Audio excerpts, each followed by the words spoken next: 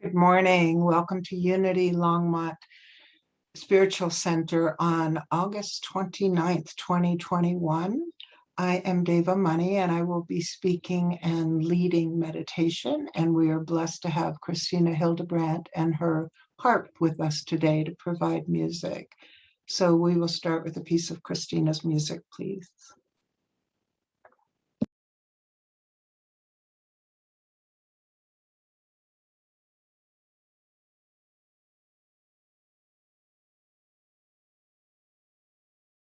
You can only hear me if I unmute. I hope you can't hear the laundry machine in the background, but it'll provide a nice hum if you do.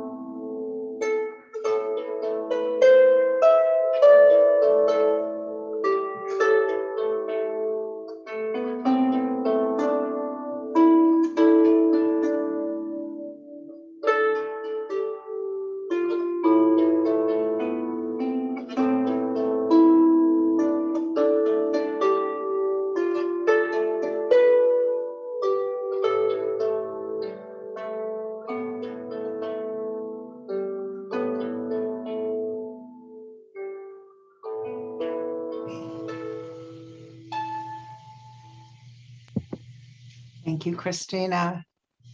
And it's at this time that we go into prayer together by taking a breath. Beloved presence, we celebrate being together. Each and every moment we are exploring what it means to be fully divine and fully human. And today we will look at that more closely. We open our hearts and our minds to the power of love and wisdom, which we share with each other and all. And so it is. And so we'll hear another piece of music from Christina.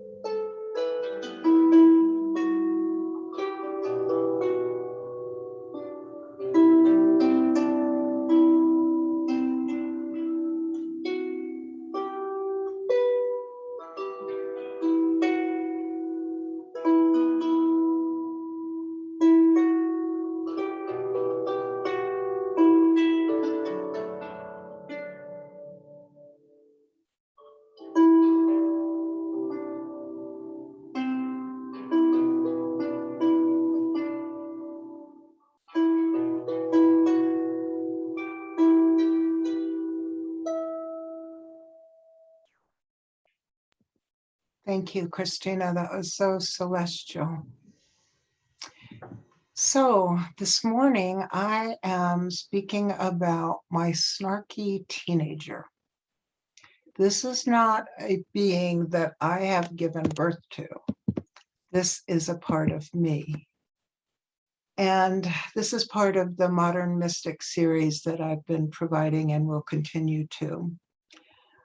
We start with remembering that Walt Whitman said something that is very well known. Do I contradict myself? Very well, then, I contradict myself. I am large, I contain multitudes. It is a great reminder that our self is made up of many different parts. And some of those parts are familiar and we draw on them, we use them, we are them every day. And some of those parts are less familiar and may just show up at certain circumstances. And some of those parts are in the shadow. What Jung called shadow is those we don't know. And some of those parts are longing to come home. How do they get in the shadow? Well, we're born with so many different parts, so much potential, that some of them simply aren't developed. Some of them stay in the shadow because we have been taught in some way that what that part expresses is not okay, maybe even shameful.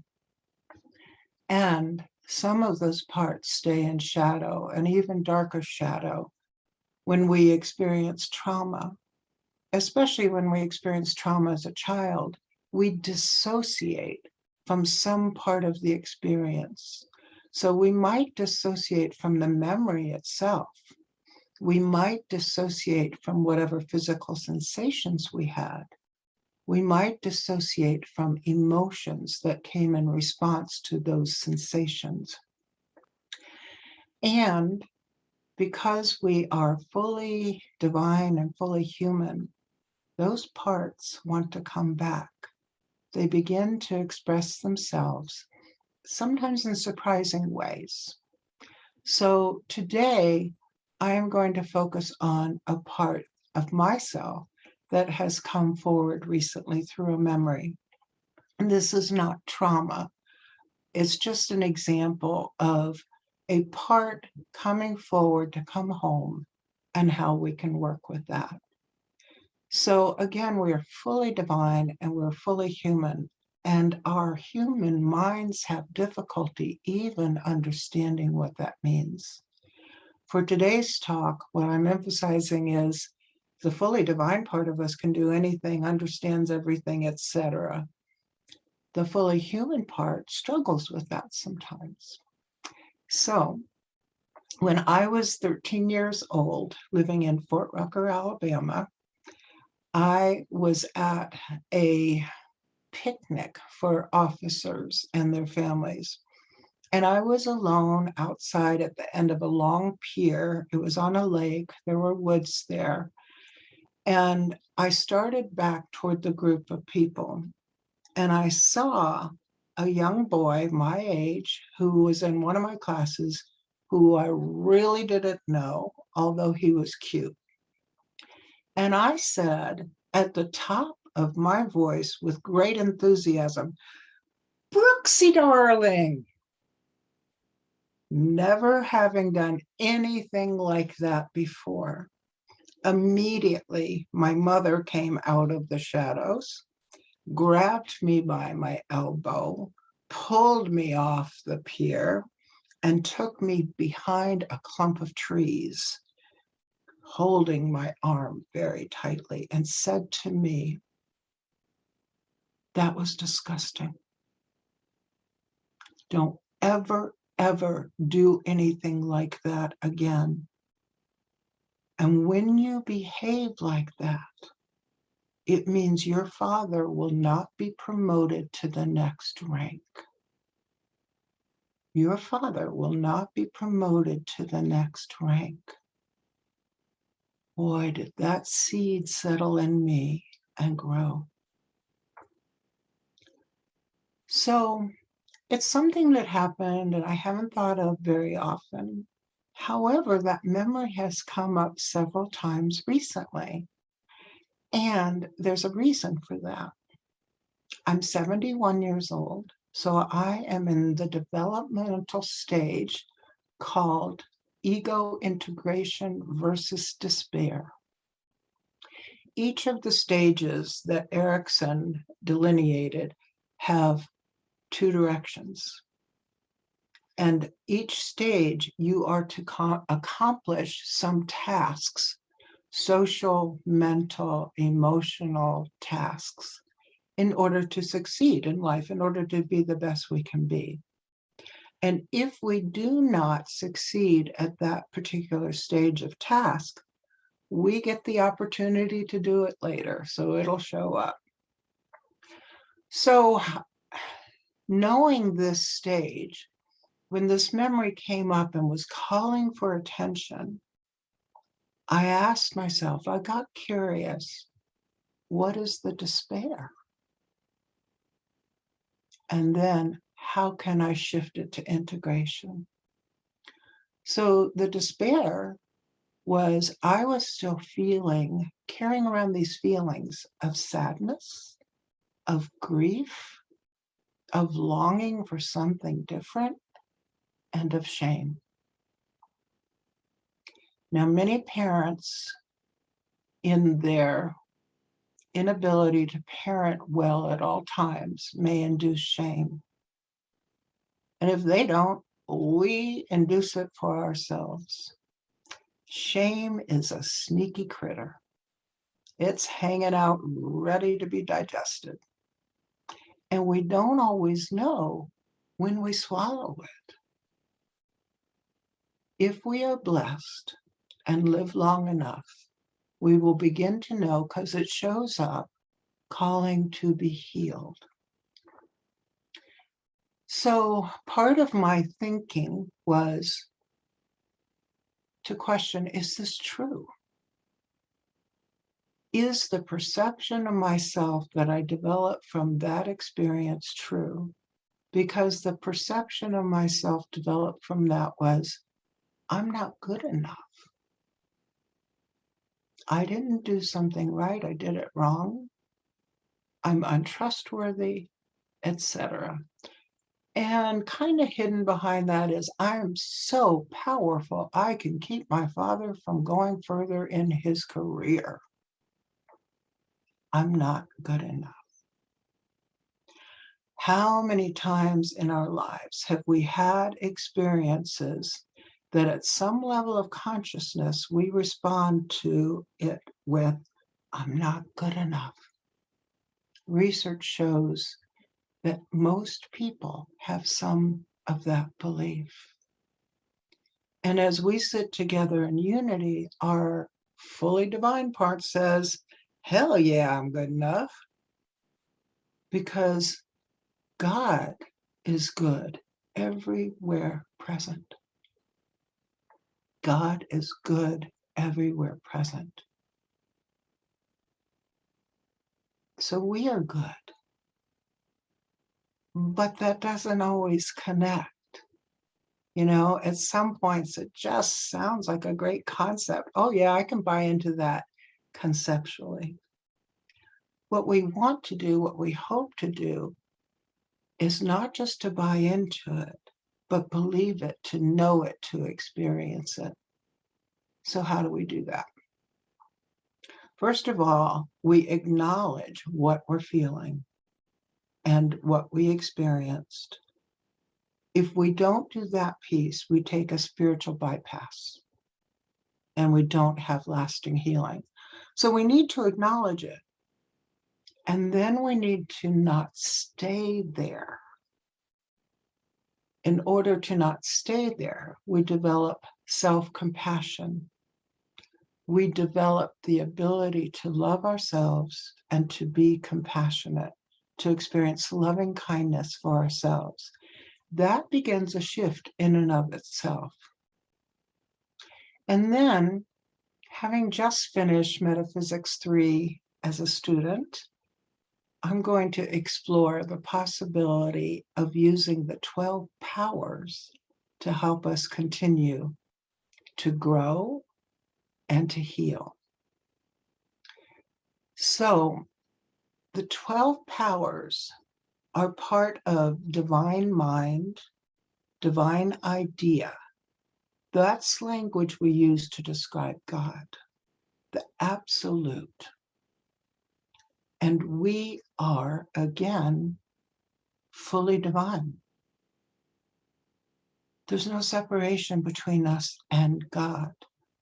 There is, however, the illusion of separation that comes from our fully human self. So we have work to do. A mystic experiences union with all that is.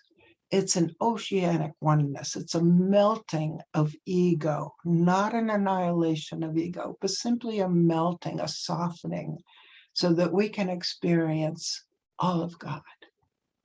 And all of us have had those experiences. I don't personally know anyone where those experiences last a long, long, long time, but that's what we long for. We long to be right there. So how do we get that? How do we get more of that? Let's explore these 12 powers to figure out how we might do that. Because what they do and what we need is to raise our consciousness. What prevents us from those moments? What prevents us from really knowing the divinity in ourselves and others is our level of consciousness.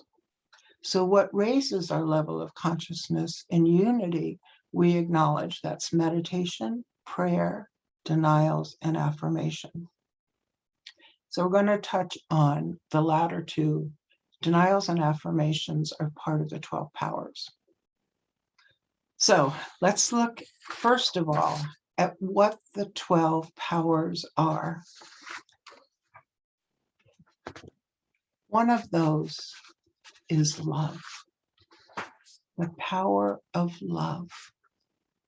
One of those is faith, the power of faith, the power of strength, the power of judgment / wisdom, the power of power, also known as the power of dominion, the power of imagination, the power of understanding, the power of will, the power of order, the power of zeal, which is what I diminished after my experience of zealously saying, Brooksy, darling. The power of elimination, which is where denials come in, and the power of life, that which animates everything. So let's identify some of the powers I can use to move from despair to integration. And for this purpose today, I'm going to attempt to use each of them. In normal, everyday experiences of using the 12 powers, which again are within us and they are part of God, we may not need to call on more than 1, 2, or 3. But let's just, for today's exercise, go through. So in that experience, I began to diminish zeal, the power of zeal. So part of what I am longing for now is to invite that power back, or to invite my awareness of that power back, because it's still within me. I, in looking at my life and my garage, recognize that I also am not accessing the power of order as much as I would like. And so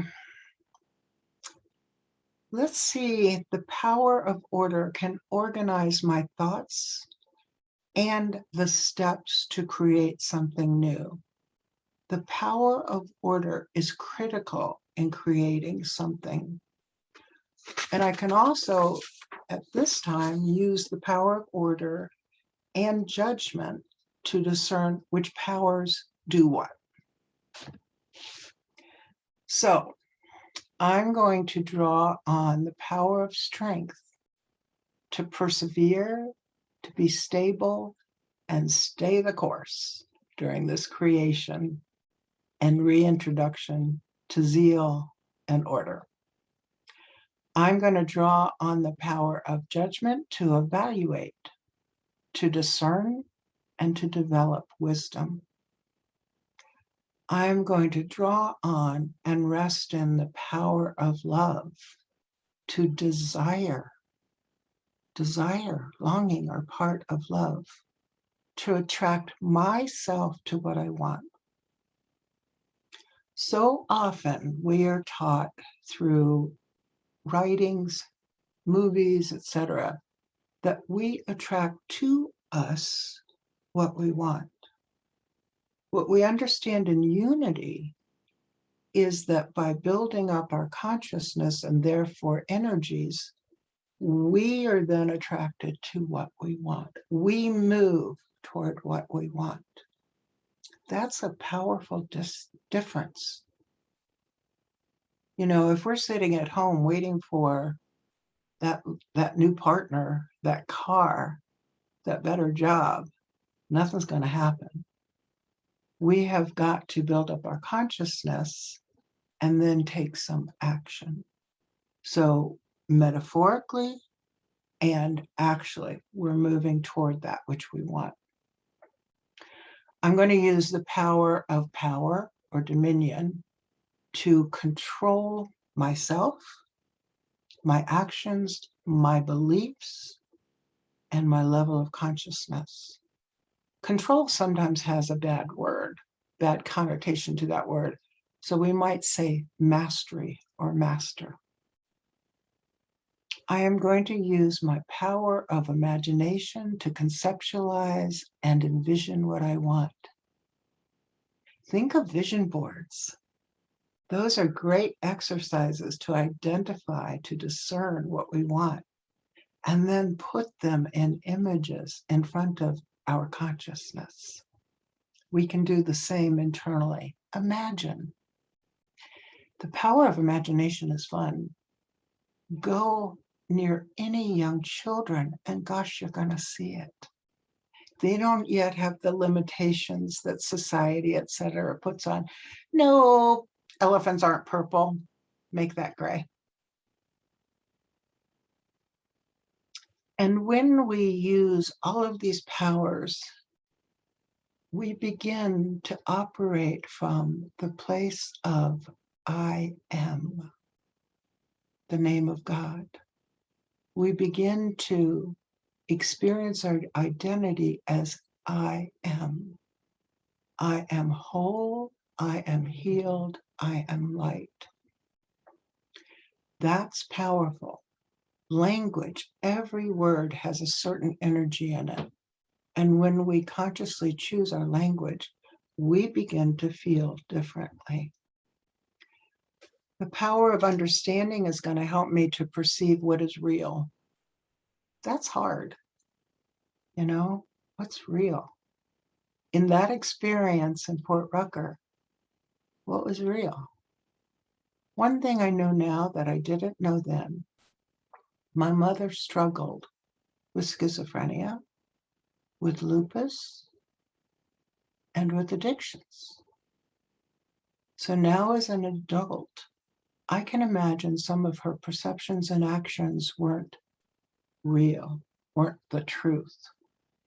But as a 13-year-old, I didn't have that ability. My mother was the powerful one.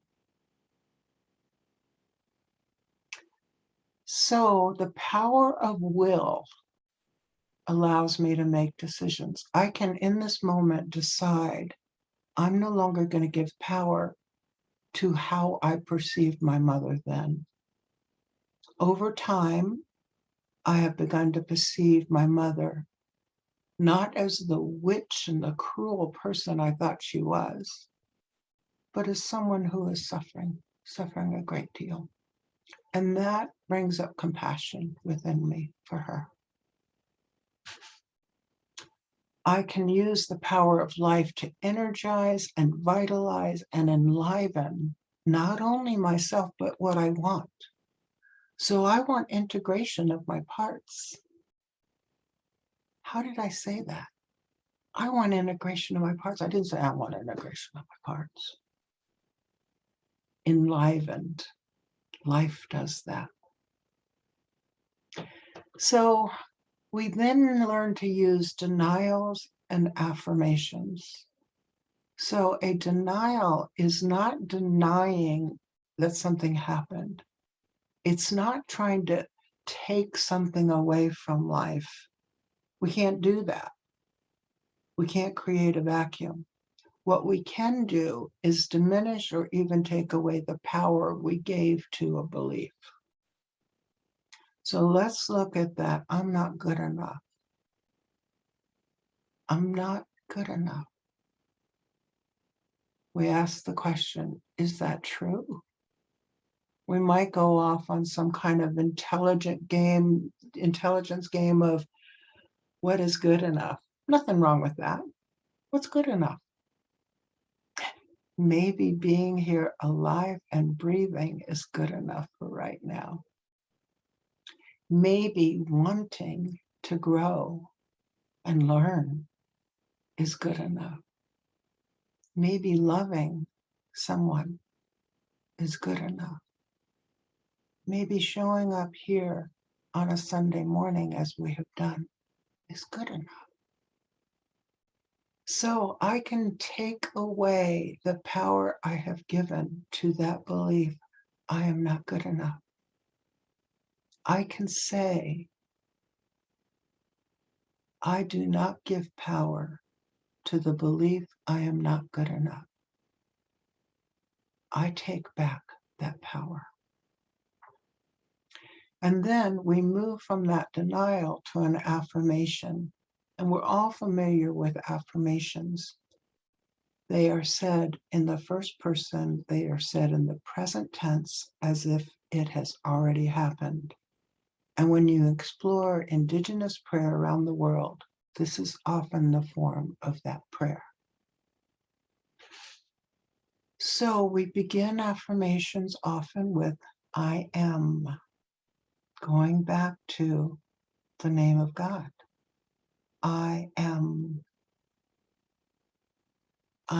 good enough. I am the light of the world. I am here. I am love. We have so many options.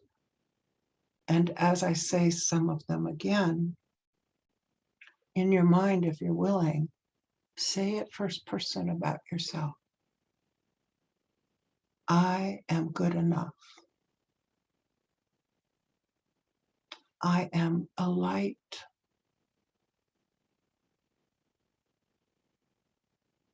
I am divine. And notice any shift you feel in your body. Notice any softening of your heart and relaxing of your mind. For that is what I experience when I make that shift. So today I've used this experience I had when I was a 13-year-old. And it's not trauma. It wasn't an exceedingly intense experience. And I think when we're working on training ourselves to do something different, it can help to pick something that's not too agitating, that's not too problematic, because we're learning skills. And it's easiest to do that with something that isn't extremely traumatic, although that may be where we want to start. And if we have parts of ourselves wanting to come home, that have been lost since trauma. We need and we deserve support. Get the support of family, loving, kind friends, and get the support of a professional that knows this work, that works with parts and integration. We deserve that. And there's so much help available in this world. Sometimes it's easy to get lost by the divisiveness that's going on right now. Let us take a breath and remember how many loving and kind people there are in each of our lives. And we know that in part because we are loving and kind and we have attracted ourselves to them. We have attracted ourselves to them. So I want to say something else about snarky. I love that word. I've just found it recently. And it often emerges in adolescence or pre-adolescence. And I think there's often a purpose to it. So I have a beloved 9-year-old granddaughter that has always been so kind and loving and intuitive, and she knows what people feel, and she's had this wonderful way of knowing how to respond to them and what to say, right? She's 9.5. Something is changing. School started, and her mother, my daughter, talked to her about meeting her at a tree after school. They had a fairly lengthy conversation about it, and my daughter made sure that her daughter knew what she was talking about, which tree, etc. So she shows up in the afternoon, my daughter does, to pick up my granddaughter. She and the dog wait by this tree, and wait by this tree, and wait by this tree, and finally go around a corner and see my granddaughter engage with all her little girlfriends, talking and laughing and gesturing and hugging and all of these things that little girls do. And so my daughter approaches her and says, in front of these friends, we were supposed to meet at the tree. My granddaughter turns to her and said, you never told me. Oh my God, here comes Snarky. My other granddaughter is 19 years old, and she still maintains some snarky, not with her friends, not with her grandmothers, not with the strangers that she works with, not with her roommates at college, but with her mother. So if we look at adolescence, where does snarky show up? It often shows up with the mother. And if that mother is a safe haven, that mother is safe to try on different parts with. If that mother is safe, she's not going to abuse you or traumatize you for your snarky. She may say something about it. She may establish boundaries about it. But it's a safe place to try on different parts and see who you really are. So when these parts come back to you, as they long to do, as they will do, they bring energy. And when I work with clients and we slow everything down, we're both breathing for a moment, and we know a part is coming back. That client feels a surge of energy. It may be tingles, it may be an enlivening, but there is a knowing that something has come back. Something is being integrated. And we all can do that. And those parts want to come home. And again, they bring gifts. They bring creativity. They allow us to be more whole and to grow, which is what I think we're here for.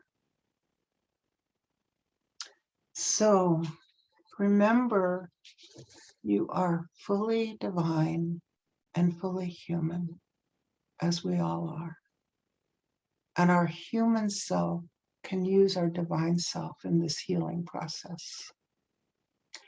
And it's important to remember that we focus on what we want, not on what we don't want. Because where we put our attention, the energy flows. Where our attention goes, the energy flows. So after we've acknowledged the pain and difficulty, let's shift our attention to the healing. Let's draw on all the powers we have within to do that. Let's raise our consciousness and expand. So for me at this time, I'd like to read something by Hildegard of Bingen. She said, I am the fiery life of the essence of God. I am the flame above the beauty in the fields. I shine in the waters. I burn in the sun, the moon, and the stars. And with the airy wind, I quicken all things vitally by an unseen, all-sustaining life. So by drawing on powers, I'm going to activate greater zeal in my life. I will meet my days with greater enthusiasm. I will be motivated to do more. I will create more, and maybe I'll finish that novel I've been working on for 2 years. And when I meet you and I see you and I say, darling, know that it's because I love you and I see you. And so it is. We'll have a piece of music from Christina.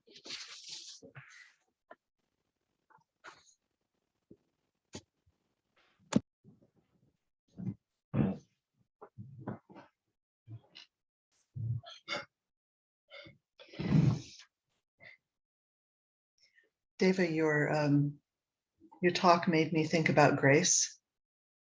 And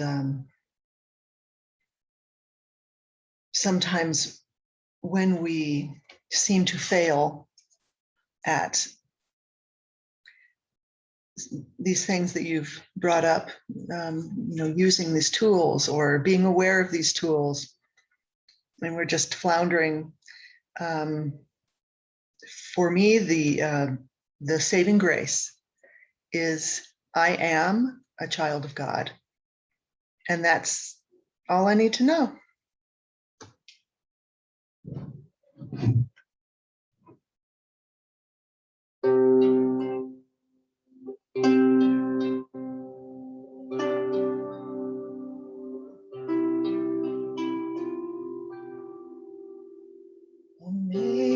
Amazing grace, how sweet the sound that saved a wretch like me.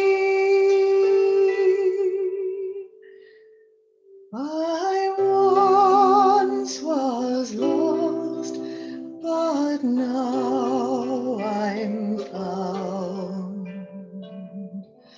Was blind, but now I see. 'Twas grace that taught my heart to fear, and grace my fear relieved.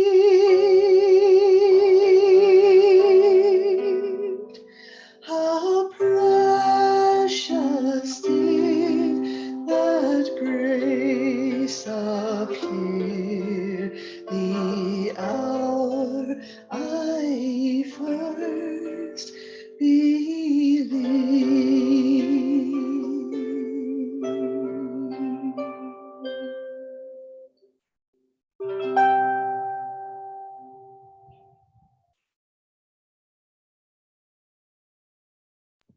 Thank you so much, Christina. So I would invite all of us to take a breath again. And for our meditation, I'm going to read a poem from a living poet. His name is John Rodell.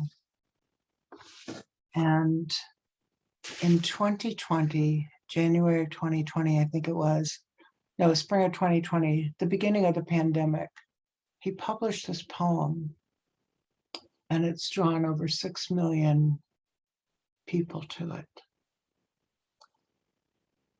The title is Become, Become, Become. It's a dialogue. Me. Hey, God. God. Hello. Me. I'm falling apart.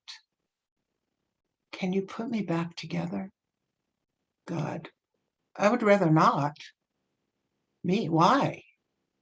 God. Because you aren't a puzzle. Me. What about all of the pieces of my life that are falling down onto the ground? God. Let them stay there for a while. They fell off for a reason. Take some time and decide if you need any of those pieces back. Take some time and decide if you need any of those pieces back. Me. You don't understand. I'm breaking down. God. No, you don't understand. You are breaking through. What you are feeling are just growing pains. You are shedding the things and the people in your life that are holding you back. You aren't falling apart. You are falling into place. Relax. Take some deep breaths and allow those things you don't need anymore to fall off of you. Quit holding on to the pieces that don't fit you anymore. Let them fall off. Let them go. Me. Once I start doing that, what will be left of me? God. Only the very best pieces of you. Me. I'm scared of changing. God. I keep telling you, you aren't changing. You are becoming. Me. Becoming who? God. Becoming who I created you to be. A person of light and love and charity and hope and courage and joy and mercy and grace and compassion. I made you for more than the shallow pieces you have decided to adorn yourself with, that you cling to with such greed and fear. Let those things fall off of you. I love you. I love you. Don't change. Become, become, become who I made you to be. I'm going to keep telling you this until you remember it. Me. There goes another piece. God. Yep. Let it be. Me. So I'm not broken? God. Of course not. You are breaking like the dawn. It's a new day. Become. And so it is. And we will finish with a piece of music from Christina.